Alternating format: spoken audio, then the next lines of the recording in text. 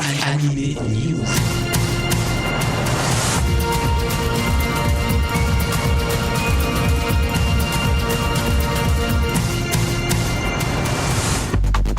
Bonjour à tous, bienvenue dans ce 204e Animé News, c'est Alex au micro de Generic Kids pour vous parler de manga, d'animation japonaise, d'actualité, bien entendu au menu donc de cette Animé News, Kana Manga, les éditions Glénat. Je vous parlerai d'Issan Manga, des éditions Delcourt. Nous irons faire un petit tour du côté de chez Kazé et puis bien sûr le festival Japan Touch qui arrive et ça va être ce week-end à Lyon. Comme je viens de vous l'annoncer, le 16e festival Japan Touch se tiendra ce week-end les 8 et 9 novembre à Lyon à Eurexpo. Également, vous pourrez visiter le premier salon de l'Asie qui ouvre ses portes grandes à l'Inde, puisque l'Inde est l'invité d'honneur avec une très belle exposition si Bollywood m'était compté, plus de 170 affiches de films et 400 pièces authentiques liées donc à ce cinéma indien Bollywood que beaucoup apprécient en France. Vous pourrez également côtoyer des musiciens. Il s'agit du Jaipur Maharaja Brass Band. Ils écumeront le salon à votre rencontre, accompagnés bien sûr d'une danseuse indienne et d'un fakir. Une performance sera également réalisée en direct, une grande fresque réalisée donc par les derniers peintres d'affiches de Bombay. L'Inde est donc vraiment à l'honneur de ce salon de l'Asie qui parcourra bien sûr le Vietnam, la Chine et tous ces pays que nous aimons avec des expositions, plus de 500 mètres carrés d'expositions avec cérémonie du thé, calligraphie, costumes tribaux, de véritables carnet de voyage à Eurexpo à Lyon ce week-end. Et puis n'oublions pas bien sûr, je vous le disais, la Japan Touch 16e édition avec le Japon pop et zen très diversifié, des kimonos, des jeux vidéo, des arts martiaux, des bonsaïs, une kermesse japonaise, que ce soit des ateliers traditionnels ou de la culture pop autour de l'animation japonaise, tout sera présent à cette 16e Japan Touch. Une exposition sensuelle à ne pas manquer cette année autour de l'érotisme japonais vous attend également à Japan Touch. Elle est réservée aux plus de 18 ans bien entendu. N'hésitez pas donc à faire un tour à la 16e Japan Touch et au premier salon de l'Asie le 8 et 9 novembre à Lyon à Eurexpo et j'aurai le plaisir de vous y retrouver.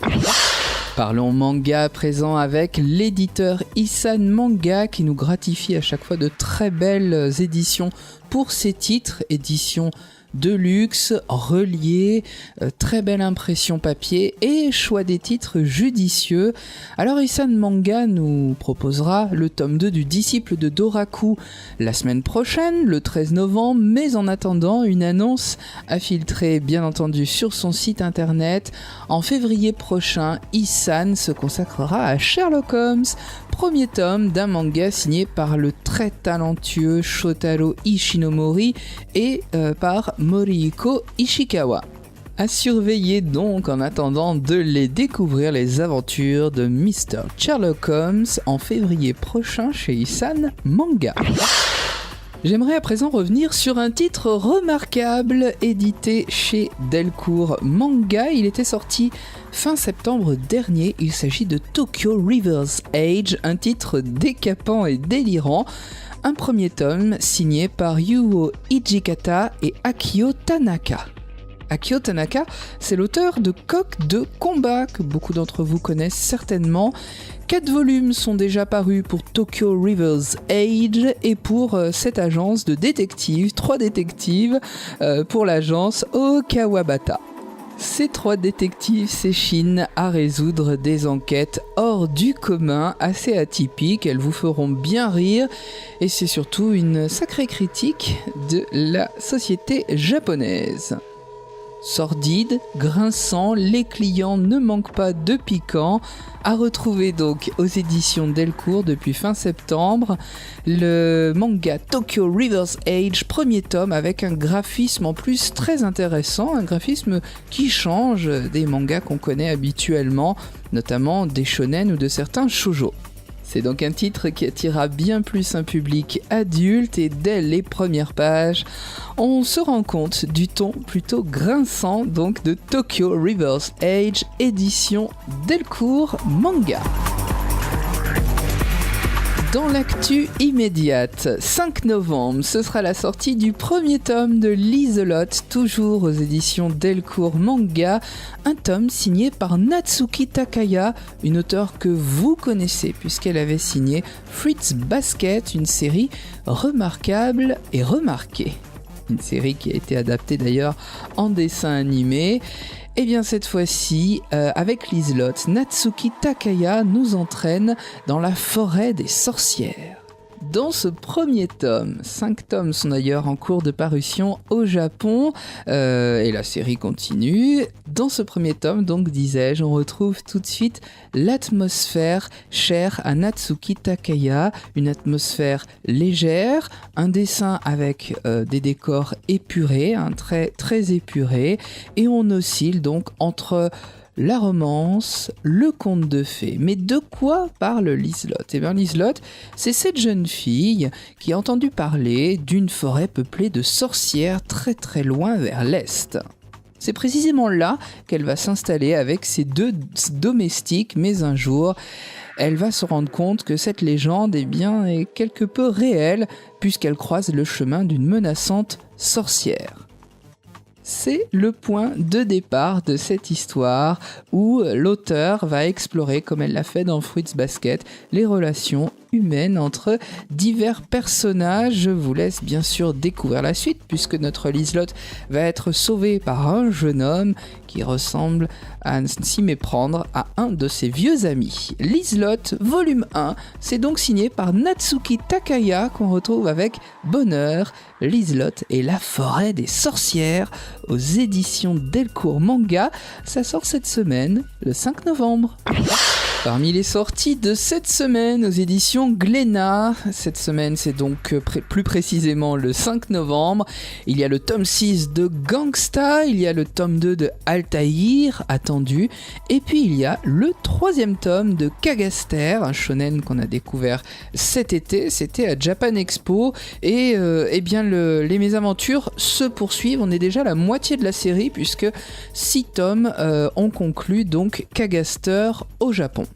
Et puis plus sombre encore, Tokyo Ghoul, 8e tome donc, qui sort donc le 5 novembre chez Glénat avec toujours un Ken mi-ghoul, mi-humain, mais cette fois-ci il se retrouve vraiment éveillé à sa nature de ghoul quand il se retrouve face à Toka et Hayato. Chez Kana Manga, le 7 novembre, vous pourrez redécouvrir Black Butler à travers un caractère guide, un guide des personnages, 170 pages, donc ça sort le 7 novembre, avec même des interviews fictives des personnages, traduites bien sûr du japonais, ça va de soi, et puis une interview de Yana Toboso, pour tout savoir sur la série. Vous pourrez aussi tester vos connaissances avec un quiz. Et puis premier tome pour un nouveau manga, là aussi c'est le 7 novembre chez Kana, ça s'appelle Log Horizon, tome 1, et un mystère qui entoure 30 000 joueurs japonais qui se sont retrouvés enfermés dans un MMORPG qui s'appelle Elder Tale. Leurs conditions de vie se dégradent beaucoup parce que ce jeu est loin d'être un monde de rêve, c'est plutôt devenu un monde sans foi ni loi. Log Horizon, c'est donc le premier tome qui sort le 7 novembre aux éditions Kana Manga. Le retour de nos Sailor guerrières en jupette, ce sera le 5 novembre avec une saison 3. Il s'agit de Sailor Moon S aux éditions Kazé. L'intégrale de la saison 3 sort donc cette semaine, 10 DVD, 38 épisodes donc pour l'apparition de nouvelles guerrières. C'est leur Uranus, c'est leur Neptune et c'est leur Saturne.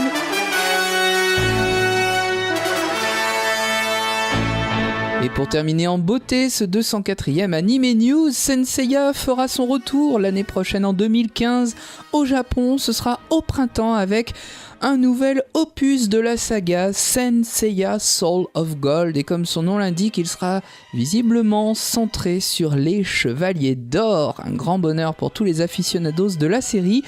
On ne sait pas encore s'il s'agira d'une série animée, d'une OAV ou d'un long métrage. Toujours est-il que le design est prometteur. Allez voir sur internet cette pré-affiche avec un Aeolia du lion vu de dos.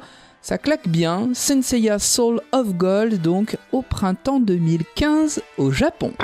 Ce 204e Anime News est à présent terminé. Je vous remercie de nous avoir suivis. N'hésitez pas à liker nos pages Facebook, à suivre mon compte Twitter, Alex_anime_GK, puisque l'actu, bien sûr, se vit au quotidien. Et puis, surtout, allez voir le site de notre partenaire Sun Up. Un grand merci à Teddy au passage. Sun Up relaye notre replay vidéo chaque semaine. C'est un site dédié au Japon. Donc si vous voulez tout savoir du Japon et surtout faire d'autres rencontres, écouter diverses interviews sur l'archipel nippon, n'hésitez pas. La meilleure adresse, c'est Sun Up. Le second rendez-vous animation japonaise de la semaine sur Generic Kids, c'est bien sûr Anime Story. Comme chaque semaine, je vous parle d'une série que vous avez aimée. Alors ne le manquez pas, c'est le mercredi à 21h et puis c'est rediffusé jusqu'au dimanche à 17h. Sur ces bonnes paroles, je vous souhaite une agréable semaine à l'écoute de Generic Kids. Vous êtes sur Generic Kids, vous y êtes bien, alors quoi de plus normal d'y rester ? Restez-y.